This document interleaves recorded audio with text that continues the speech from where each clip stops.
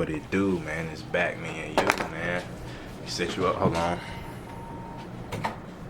Oh shit. You're back at it again. It's about to get hot as fuck, so I'm gonna make this quick. Man, how you been? Hope you've been well. Hope everything been going swell for you. Hold on, let me fix this Zoom a little bit. Hope everything been going swell for you. Hope you've been feeling good. Hope you've been feeling great. I don't necessarily know what the conversation today is going to be, man. I really just wanted to discuss some shit that's been on my head, man. I really, let me pull up my notes just to make sure I'm actually quoting myself correctly here. Give me a second, man.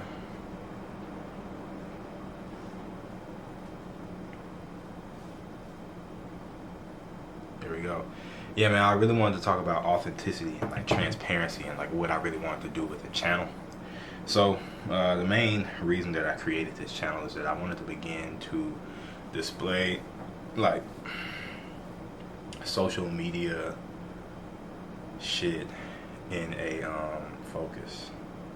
I wanted to display social media like content in a more transparent manner. Like I wanted to really dive into my flaws. So like, you know, pretty much the moment I started going to therapy, I started recording videos for you guys. And I've been keeping well of it, as well as an accountability thing. So this for me is less about like developing a channel that turns into something for financial gain, but more so like developing a channel that turns into something because I told myself I would, you know. So that, and plus I feel like there's not enough transparency out there in the ether. Those two things kind of inspired me to really start getting after it. And so I'm real bothered by one thing in particular, man. And like I really didn't want to like get on this topic initially because I just felt like it would like be mad fucked up with me, like, you know, my real name's on the internet. You just don't want to say anything too stupid and then have some problems come on later on. But I dive into it, man. Like the student loan shit like really made me disappointed in America, bro. And not even like on no country shit, just like the citizens, the people who are citizens of this country have absolutely degraded intellectually to a degree that I don't think can be saved. I don't think there's any salvation for some of these people, bro. And let me get into why I feel that. I immediately after hearing the news that the Biden student debt relief thing was pretty much done, and that, you know, the Supreme Court ruled that they found it unconstitutional, however they made that judgment. It was after that I went to, I think, a CNBC or MSNBC, whichever news organization. I went to one of their pages. I was reading the comments, and like I just like had to comment on this one particular thing. And like I wish I could show you, but we don't do no editing here. And to be honest with you, I should have hooked the camera up to a cam link and been doing this with my fucking OBS up, which I'll start doing more of that. But it doesn't matter because I deleted my replies. But I replied to these two guys just because like I felt like what they had said was so ridiculous. So this is my first issue. This guy says that Biden student debt relief program would be the same thing as, essentially he equated it to another president saying, well, I'm just going to hand over all federally protected lands to oil companies. And so my rebuttal to that was, the argument is not apropos at all. Like that scenario and the scenario that we're discussing are not the same thing, right? And the guy's rebuttal to me was like, sure it is, you just don't like it. And that hit me deep down, because it's like, okay, we've gotten to the point now where we can't even discuss ideas. What the fuck is going on? When did we get to the point where adults are so childlike that we can't even have simple conversations? And so the first thing that really kind of stood out to me was, I don't really care if you disagree or agree with the debt relief. I personally agree with it, and I think that it is the first step of many in the reform of, you know, the way the higher education system works, the way the education system works. I think that there's a lot going on there that needs to be, you know, dived into. I can do that in another video. That's not what we're talking about here, but so I agree. I just want to be candid. I do think that he had the right to do that. I think that it's necessary, and I equate it to PPP loans being forgiven. And if you are against student debt being forgiven, then I need to see evidence that you were against the PPP loans being forgiven. You cannot make the argument if you have not even said a single thing about that. And then if you hit me with the taxpayer comment, one, you don't get to judge what the military spending budget is, and you're not bitching about that. So why are you bitching about this? You didn't get to say what bank got bailed out in 2008, and like a lot of us had a problem with that. I'm sure most of us did, but like you're not complaining about that. You know what I'm saying? You don't get to say what industries get subsidized and which ones don't. So what is the difference here? The only difference here is there's people around you who will be impacted by it, not corporations, you know, that run your life. You know what I'm saying? There's people who are on your level, and you just maybe don't want to see them get the help that they need. I don't know. And this is coming from a person who doesn't really need the help. You know what I'm saying? Like, to me, it's just very much a convenience, and I think that it's the right thing to do, because I think that college has had runaway costing added year after year, and we need to rein that shit in. And I think the first thing that needs to happen is those loans need to be wiped, because those people basically were at the whim of like predatory lending practices, especially at 18, bro. You know, I can go to a car dealership and try to buy a Lamborghini, and I swear to God, no matter how much of a down payment I have, if I have anything I need to finance on it, that bank is going to be a little bit more scrutinous as far as lending me that money. You know what I'm saying? And like, why is it that I can go to school and get a degree? Admittedly, like, some people choose bad degrees. You know what I'm saying? Like, some people choose, and there's two thoughts of that too. Some people choose bad degrees, and it's like, well, you know, it kind of is what it is. But they should still have a living wage, right? Like, you could be able to get an English degree. You have a degree, bro. You should be able to earn a living wage. You know what I'm saying? So, like, one, you should be upset because most people are wage slaves. Most college educated people are wage slaves. Most of us. You know what I'm saying? So that should be your first thing. And then your second thing should be there's like these rules for them but not for you. I don't know. There's this mentality that I notice around certain people where it's like, it's just cool when their side does something but not another. And so when the guy rebutted with, sure it is, you just don't like it, it pissed me off, because it's like, you're not even trying to have a genuine debate. You just want to state your point, and then when I disagree with it, the first thing you're gonna say is just, you don't like this, so you're like, I don't know what, because it's not an ad hoc, but it's like immediately, instead of just being like, well, let's talk about why my argument isn't the same, you know, you just start going with like childish playground level argument tactics, you know. And it really ate away at me, because I just felt like, you know, maybe we should reform the way that like the higher education system works, because these people need a little bit more time in the books, clearly. So first and foremost, again, I don't really care what your stance on student loan forgiveness is, but if I come to you and you say an argument, and then I tell you that that argument is not valid, I am not arguing for the idea that you were saying, right? Like, I'm not arguing for or against the student debt relief. I was arguing for your comparison, right? And so I wish I had the guy's name so I can call him out and like tag him in the video.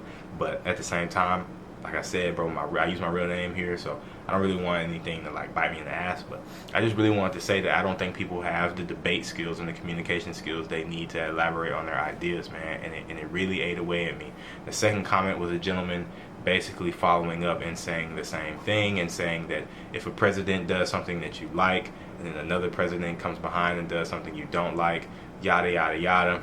And again, my rebuttal to that was like, bro, it's based off of precedent and what they are genuinely allowed to do. Donald Trump has made it so that your taxes will raise by about 2% year over year until 2027, right? So like, I'm not gonna complain about that. You never will have seen me complain about that, because I mean, it fucking passed, and that's what, I can't do anything about it. You know, I might not like it, but I'm not gonna argue about the validity of that. You know, it's valid. I might not like that itself, right? But I wouldn't compare that to like some draconian measure. You know what I'm saying? It's just some bullshit that I think that impacts me financially that I don't necessarily agree with, right?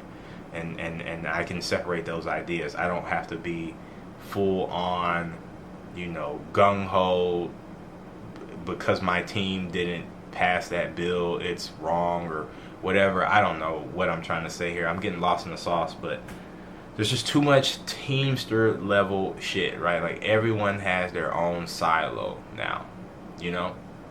Everyone is just wrapped up in their own fucking silo, and you can't separate yourself from it enough to have a civil conversation with your digital neighbor, right? The guy commenting on your post. You should at least have the ability to sit there and expound upon your ideas. But we're to the point where in America, bro, I'm not even gonna say it's division. It's just a lack of intellect. It's a lack of education. There's a lack of care. There's a level of apathy in America that is holding this country back, bro. And people cannot seem to realize it. Like, you should be able to disagree and discuss these ideas in a way that leads to both parties leaving, even if they leave with the same thoughts, with at least a better idea of how the other side thinks. And it should be amicable. And if somebody calls you out for saying something that, again, is non-relevant, non-pertinent to the conversation, you should be able to take that criticism, and if you can't justify your comparison, then you should be able to say, fuck, you're right, I was wrong, and then move on with yourself. But we live in a life now where there's just so much like division and siloing going on that it makes no sense. Some people are like anti-college because they feel like college creates like these woke liberal, like they like you'll hear Republican senators, and this is what blows my mind. There will be Republican senators who go to very, very prestigious universities, by the way. A lot of them have. And housemen, right? Republican senators and House representatives. They will say shit like, you know, the colleges are liberal production facilities. People go in there conservative and they come out ultra liberal, but it's like, bro, you went to school. You have a degree. You have multiple degrees. You have a law degree. You know, how is it that these schools are what are creating these liberals? You know what I'm saying? That's not what's happening. There's not an indoctrination happening because there are people like you. There's a myriad of Republican businessmen who graduated college. I don't see any of them saying that school tried to turn them into something else. That school is there to widen your mind and to present to you a myriad of ideas, and some of those ideas can be conservative, some of those ideas can be liberal, and maybe some of the more open-minded ideas are just liberal because that's kind of what liberalism has turned into, is the acceptance of a multitude of ways of thought and ideas and ways to dissect and look at a problem. I don't know. But I just want to take a minute to call out the hypocrisy that I see.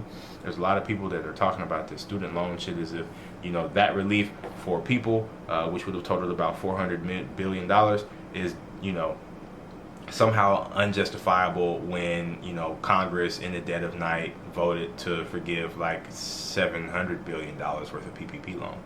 I personally know people who have gotten their PPP loans forgiven. I know the amounts they've had forgiven. You know, and these same people will make comments to others about, you know, how the student debt forgiveness is wrong. But it's like, bro, your PPP loan alone would have accounted for at least 11 people in this state's student loans. Right? How can you be so hypocritical?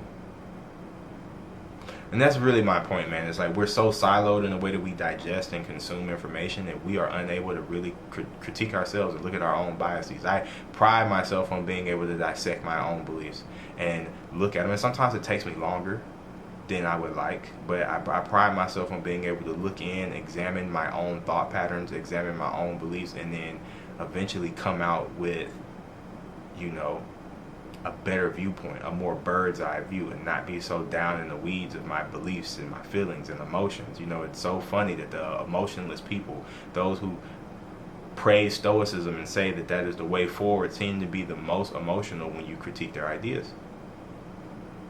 And I am a study of the Stoics. You know, I have meditations. I have a copy that I keep near me at all times. I've read meditations twice, maybe thrice so far. You know, I've deep dived so deep into medications that I've gotten to Epicureanism.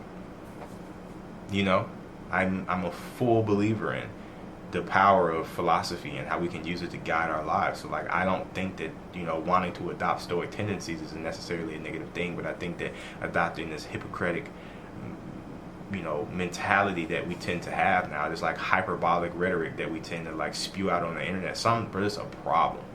It's like, I'm sorry, hopefully I'll get better at articulating myself on camera in the future, but I just really want to call it out. It's really disgusting. And I know that this place, i.e. America, can for sure turn around, but I would love to see what that looks like, because I don't think it's an easy fix. I think that there's going to be some scarring over and just makeup to conceal the wound. I don't think we're going to see a clean break here. But yeah, that's about it. Just think critically when you respond to people. Not everything is an attack on your beliefs. Sometimes somebody's just attacking your idea. You know, sometimes if you say some shit and it's stupid, and somebody says that what you just said is stupid, they're not actually attacking the central idea, the central theme of what you were trying to communicate. They were just communicating that one particular line, that one particular comparison that you made maybe just wasn't relevant, and it fucking sucked. And like, it happens. It's some you have to suck. You know, this is this YouTube shit for me. I'm not that good at it right now, bro, but I'm gonna keep going. You know what I'm saying? I fell off and my views have dived, and I'm gonna get the motherfuckers back and then surpass that. You know, but it's like, bro, when you get called out, just accept it, take it to the chin, and keep moving, bro. And stop being so siloed in your ideas that you can't open up your mind to other forms of thought. With that said, man, peace. Don't be a fucking disappointment. Take the dunce cap off. I will catch you guys in the next one later.